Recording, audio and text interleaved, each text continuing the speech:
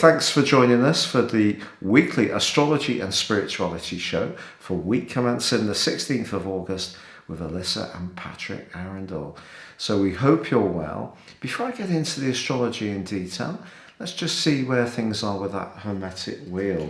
Well, we follow on from last week with the Seven of Wands, and that continues through the entirety of this week. The Seven of Wands means that we may be challenged in some way, so we have to stand firm in our facts if we feel that we are right in something.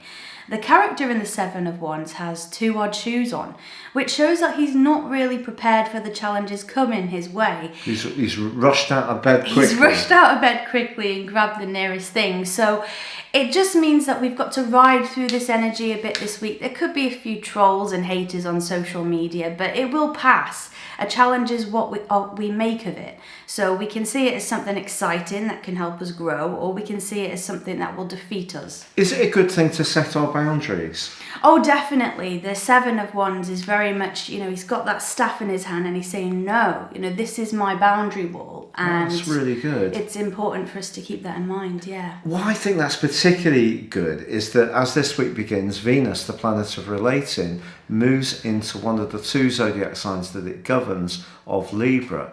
Now, its influence over the sign of Taurus is very sensual and earthy because of the earth rulership of Taurus. So that's where Venus is associated with money. But the sign of Libra is very much about trying to find the midpoint with others, trying to find that sense of equilibrium and harmony in our relationships.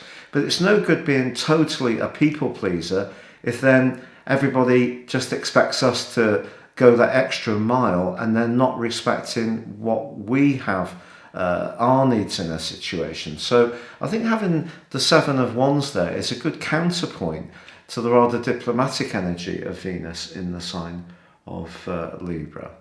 And also this week, we have the Sun through to Wednesday in a quincunx with Neptune.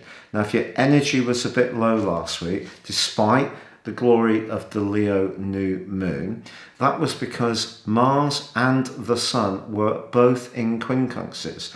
Mars with the restrictive energies of Saturn, and Neptune was quincunx in the Sun. This is 150 degrees, and it is more challenging.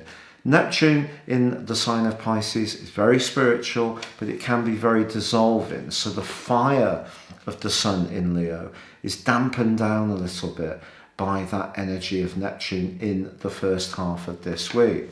However, this can be a week where we feel generally optimistic because the Sun's also in an opposition with the planet of expansion, Jupiter, which despite its retrograde is in the sociable and community-orientated sign of Aquarius. And of course, we do have the blue moon at the end of this week, which is also going to be embracing the energy of Jupiter. Now, a blue moon is where we have two full moons in the same zodiac sign within 4 weeks. So the first one happened just as the Sun passed into Leo 4 weeks ago. So at the end of this week, the blue moon in Aquarius is opposite the Sun in Leo, but embraces Jupiter.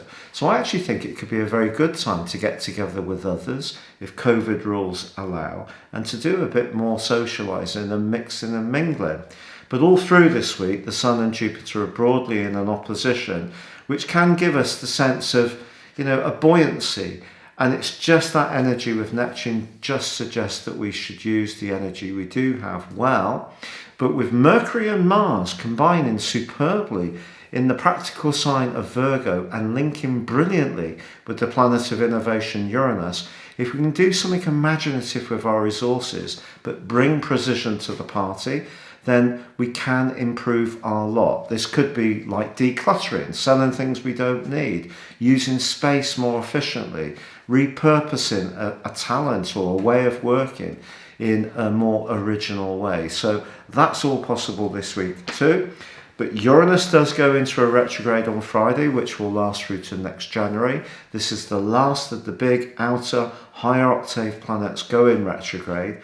And I think this just asks us to think all about our attitude to resources, because Uranus in the sign of Taurus, it is about the Earth, it's about the planet. The planet is in peril. If we can all try a bit harder to squeeze a bit more virtue in our approach to our own personal consumptions, that's going to be a good thing to do over these next few months. But also a time to think about maybe if there are certain attitudes that we have that are rather stuck, and because Uranus is not at its best in the sign of Taurus, we could be resistant to changing. And I think really what Uranus is saying in this retrograde is think about our attitude to resources, the planet, personal independence, freedom, but also where we're a bit stuck and may change things up a bit. Now, as the week draws to a close, straight after that blue moon, the sun makes its way into Virgo to join up with Mercury, the ruler of the sign, and that go-getting energy of Mars. So we are moving into a much more practical phase of the year. And if you have been creating something new or being very artistic or showing some flair or getting to know someone new, as this week draws to a close, it's all about the practical side of things, where we can make things work a little bit more efficiently. We're thinking about virtue around our physical health, but also perhaps about where we provide services to others. It's because Leo energy is very much about the self, and now we're being asked to think about how we can connect with others in a helpful way. Now, in terms of the birthday solar return winner, well, we did have 2 entries. Unfortunately, we had an entry from someone in Utah, but they didn't say where they were born in Utah and where they're residing now. So unfortunately, we couldn't use that. And the other person has already been selected as a winner. So we didn't really feel that was fair, to be honest, because it wasn't for them personally. It was for someone else. So we're not going to have a winner this week. But if you'd like to enter your details for week commencing the 23rd of August, it's vital that you share the time, date and place, not just the state you were born or the county or the country. It's got to be the town, the nearest town to where you were born, and where you're relocated to now if you've moved, for me to do that solar return. Now, also, we didn't have a word of the week suggested for this week. We may have had a couple a few weeks ago. I'm sorry if we haven't used them because we're adapting to our new space. We're still getting into our groove. So we're going to use the word for the thought for the day jar that we used to use on the Daily Show. So Elisa's going to... Our trusty cookie jar, so we'll give that a good shake. And see what comes out. Okay, would you like to pick it? Thank you so much. And remember, you can sign up below for your 3 daily horoscope, which can be fired to your device each morning. Please check out also Elisa's growing body of work in her Tarot Journey storybook, which is absolutely brilliant. It's very, very different approach. And also it will tell you, say for example, you do a little free tarot reading somewhere, perhaps on our site. There is a brilliant free tarot reading on our site. Again, please see the link below. You might want to find out in a bit more detail what a card means if it comes out in the future. And Alyssa's tarot video shares what those meanings are, not just for a general outcome, but for love, money, and just in terms of understanding a much deeper appreciation of each card. So you've got 4 cards done so far. I think by the end of this week it'll probably be more like 6 or 7, and it's going to continue to grow until all the major and minor arcana are done. But please see the link below. It's a fascinating way that Alyssa has gone about it. Now, the word for the week is gratitude. Oh, gratitude is the best attitude. That's a good one. I love the word gratitude, but it is sometimes a challenge to live in gratitude every single day. And I think sometimes we all have to take a step back and just think about the things that are going right in our lives, which can be very difficult if we're going through a very difficult period. We have had some comments this week of people that have suffered some great losses and grief, and it's very difficult if you're going through that to say to somebody, well, there are things to be grateful for. You know, it's not always, you know, the right time or place to be throwing gratitude around. Yeah, I totally agree with that. I was actually watching a video on YouTube. It may have been one of your tarot videos, and an advert came up for foreign aid, and it was a child that had flies walking over its eyes, and all the eyes were gunged up. And, you know, I immediately said to myself, look, I've been worrying about this, that and the other. Look at your reality. It's really needs to, you know, you need to give your head a wobble, basically, because there are other people in a much more desperate situation. Now, we are people who do make regular donations to foreign charities, but our consciousness about the suffering of others, you know, is something we can all be mindful of at some point in each week.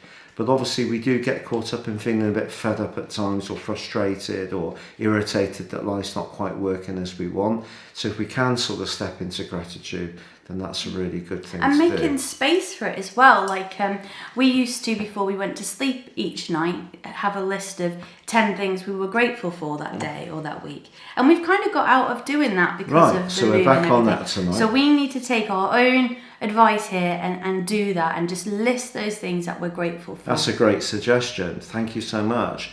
Now, in terms of the modality for this week, what cards have you decided to choose? We're using the Healing with the Angels Oracle cards because they're gentle, but I love the messages that are in here. So let's see what comes up for our week. And if you'd like to suggest a word for the week, as you have before, please fire them in for week commencing the 23rd, because it's great when we're working with you. Yes, okay. Right. Ooh, nice. The word on this card is manifestation. So we have this angel, and she's sort of sprinkling these stars into the cosmos and making something happen.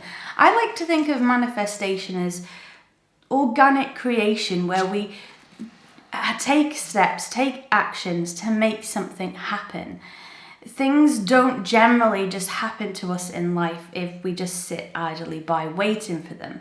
So small action steps. We can't be too passive. We can't be too passive, because manifestation, I really feel, is us working with the creator or a higher power to make something happen. It's not just the responsibility of one or the other. It's like co-creation. Oh, that's a brilliant way of looking at it. I love that. I really think that that's something that we can really hold dear to us. If we know that we want to change something, we can. It's just those small steps.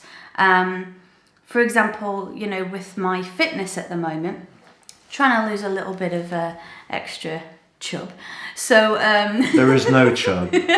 So just like small things, like I used to have maybe like a fizzy drink, and I still crave it sometimes, but trying to switch it up to water, haven't with you? some sparkling water, so I still get the... So, you know, it's not about these big, you know, mad things, just the small little changes, which, you know, you've taught me about in terms of health and in terms of business.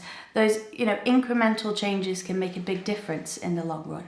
Oh, thank you so much. Well, that's a lovely share, Alyssa. And if you'd like to subscribe to our channel, we'd be honoured. Thank you so much for our Patreons. Douglas has said he's found in Patreon a little bit difficult to grapple with.